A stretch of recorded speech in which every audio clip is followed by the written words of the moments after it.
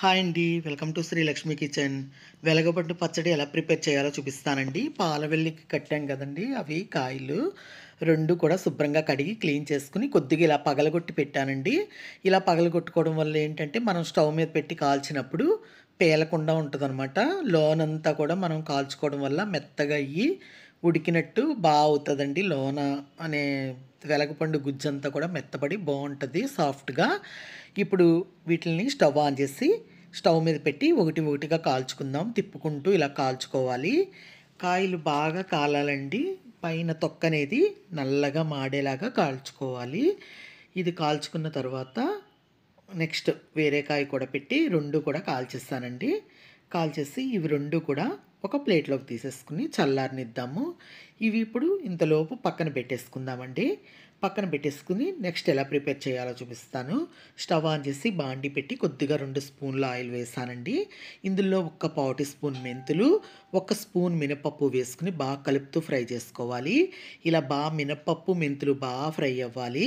ఇలా ఫ్రై అయ్యాక ఇప్పుడు ఇందులో ఒక స్పూన్ ఆవాలు, ఒక స్పూన్ జీలకర్ర వేసుకుని బాగా కలుపుతూ ఫ్రై చేసుకోవాలి.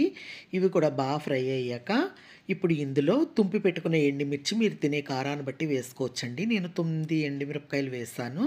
ఎందుకంటే వెలక్కాయ పుల్లగా ఉంటదండి. కారం పడతది. అలాగే ఒక 6, 8 పచ్చిమిర్చి తుంపి వేసాను. మధ్యకి తుంపాననమాట అండి. లేకపోతే పేలిపోతాయి పచ్చిమిర్చి అనేవి.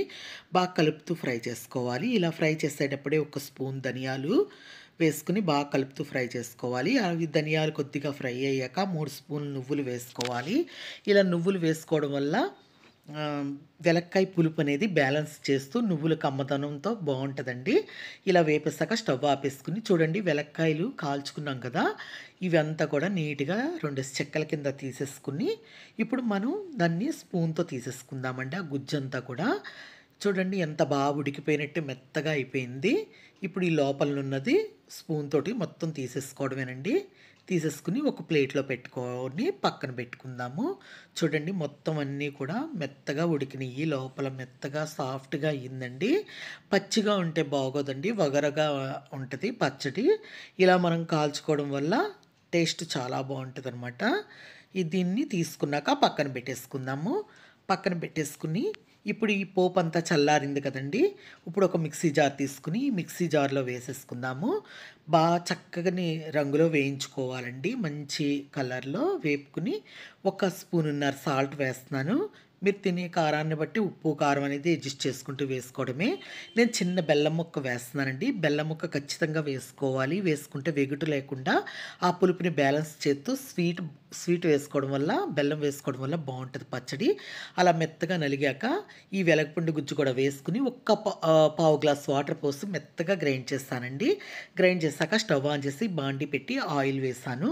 ఒక స్పూన్ ఆవాలు, ఒక హాఫ్ టీ స్పూన్ ఇంగువ, 2 ఎండుమిర్చి తుంపి వేసి ఇలా ఫ్రై అయ్యాక కొద్దిగా కరివేపాకు కూడా వేసుకొని వేయించుకోవాలి. వేయించుకున్న తర్వాత ఇప్పుడు స్టవ్ ఆపేసుకోవాలండి. స్టవ్ ఆపేసుకుని ఈ పచ్చడి ఇందులో వేసేసుకుని ఒకసారంతా గరిటెతో మొత్తం అంతా కూడా కలిపేసుకోవాలి. ఆయిల్ అంతా పట్టేలాగా కలిపేసుకుని ఇప్పుడు మనం ఒక సర్వింగ్ బౌల్‌లోకి తీసుకుందామండి. సర్వింగ్ బౌల్‌లోకి తీసి చూపిస్తాను. చూడండి మొత్తం అంతా కలిసిపోయింది. నాకు ఉప్పు, కారం అనేవన్నీ కరెక్ట్‌గా సరిపోయాయండి. ఉప్పు, కారం కరెక్ట్‌గా ఉంటేనే పచ్చడికి చాలా బావుంటది. చూసారు కదా! ఎంతో యమ్మీగా వెలగపండు పచ్చడి ప్రిపేర్ అయిపోయిందండి. ఈ వెలక్కాయ పచ్చడి ఎన్నో ఔషధ గుణాలు ఉంటాయండి ఇందులో.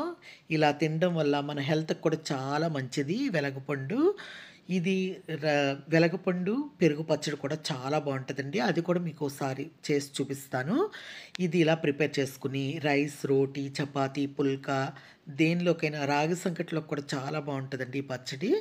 ఇలా ప్రిపేర్ చేసుకుంటే గనక మనకి హెల్త్‌కి కూడా చాలా మంచిది. మీరు కూడా ఒకసారి ఇలా ట్రై చేయండి. ఇలా ట్రై చేసి ఎలా వచ్చిందో నాకు కామెంట్ రూపంలో చెప్పాలండి. అలాగే నా ఈ వీడియో గనుక నచ్చినట్లయితే లైక్ చేయండి, షేర్ చేయండి, సబ్స్క్రైబ్ చేయండి, కామెంట్ చేయండి. Thank you for watching. Bye bye.